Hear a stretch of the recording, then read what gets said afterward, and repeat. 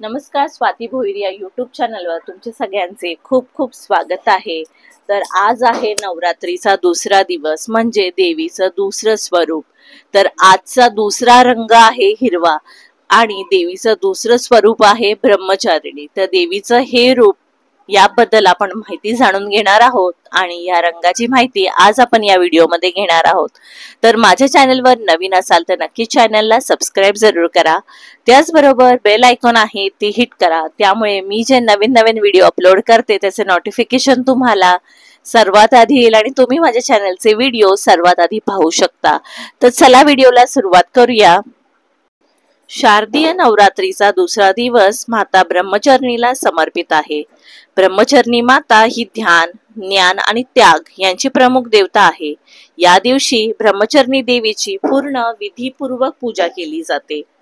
तर अशी पूजा केल्याने, ब्रह्मचरणी मातेची पूजा केल्याने तर कुटुंबात सुख समृद्धी टिकून राहते।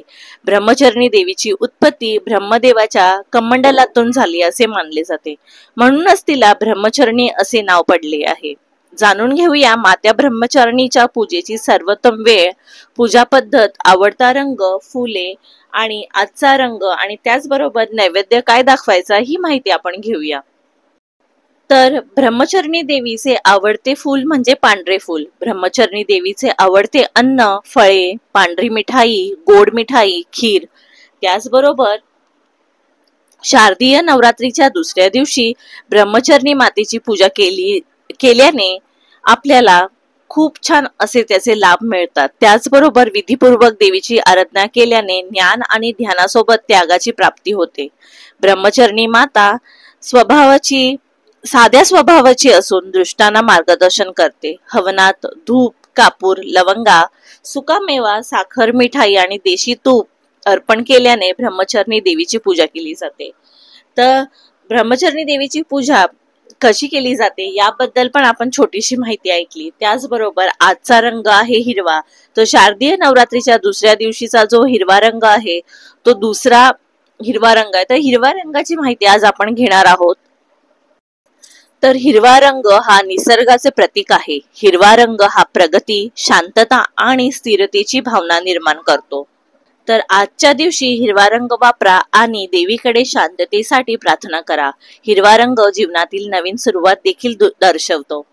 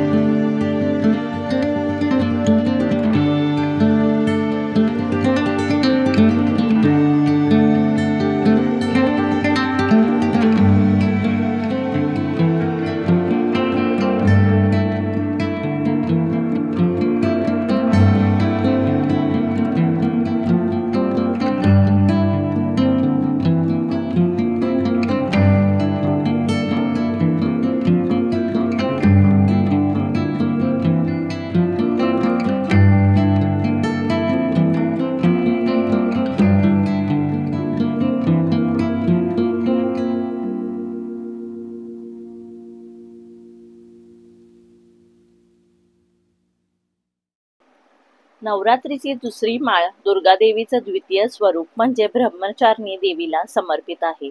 येथे ब्रह्म या शब्दाचा अर्थ तपस्या आहे. ब्रह्मचारिणी म्हणजे तपाचे आचरण करणारी.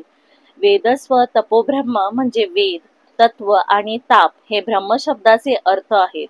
नवरात्रीच्या दुसऱ्या दिवशी या मातेची पूजा केली जाते.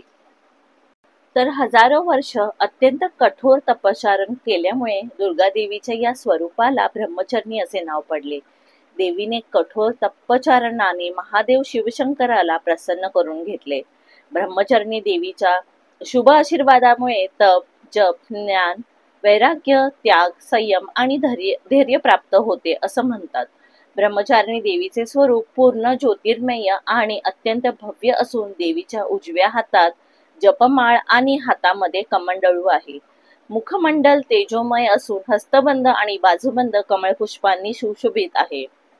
देवी ब्रह्मचारिणीची कथा आज आपण जाणून घेणार आहोत. तर आपल्या पूर्वजन्मामध्ये ज्यावेळी ही देवी हिमालयाच्या घरी पुत्री रूपामध्ये जन्मास आली, त्यावेळी महर्षी नारदाच्या उपदेशाने तिने भगवान भोलेनाथांना पती स्वरूपामध्ये प्राप्त करण्यासाठी अत्यंत कठोर तपश्चर्या केली.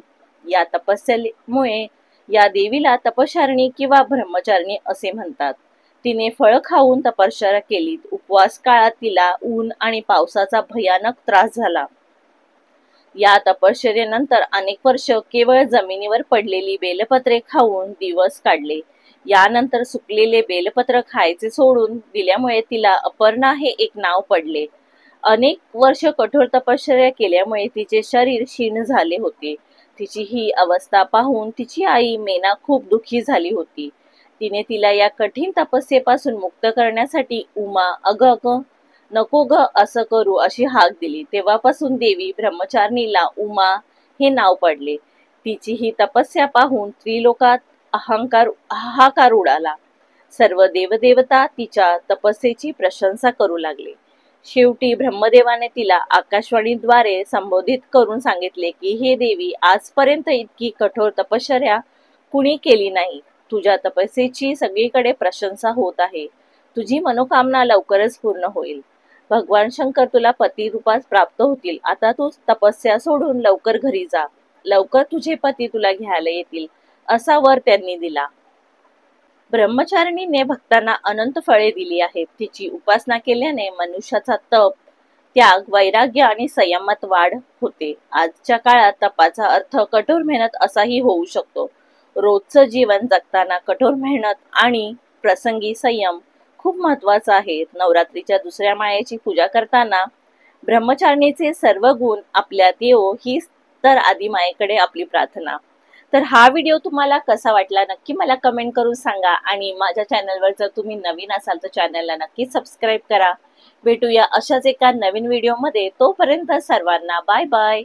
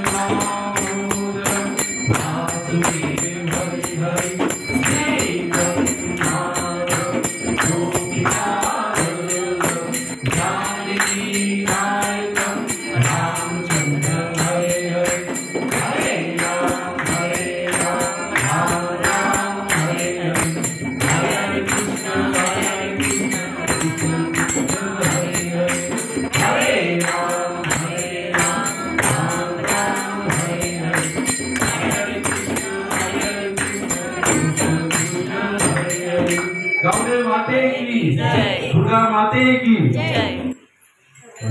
सर्वदा योग तुझा करावा, तुझे कारणी देह माझा पडावा। वेशू नको गुणवंता अनंता, रघुनायका मागणी हेची आता। मोर्या मोर्या मी बाळकामी, तुझीच सेवा करू काय जाणे। अन्याय माझे कोट्यान कोटी, मोरेश्वरा बाळ तू घाल पोटी। कैलासनाना शिवचंद्र होई, परेंद्र माता मुक्ती धरावी। सिंधूर दुःखहारी, तुझवीन शंभो मज कोण तारी। गुरुर्ब्रह्मा गुरुर्विष्णू, गुरुर्देव महेश्वरा। गुरु साक्षात परब्रह्म, तस्मै श्री गुरवे नमः। ज्या ठिकाणी मन जाय माझे, त्या त्या ठिकाणी निज रूप तुझे। मी ठेवितो मस्तकच्या ठिकाणी, तेथे सद्गुरु परमाय गुणी। जय जय रघुवीर समर्थ।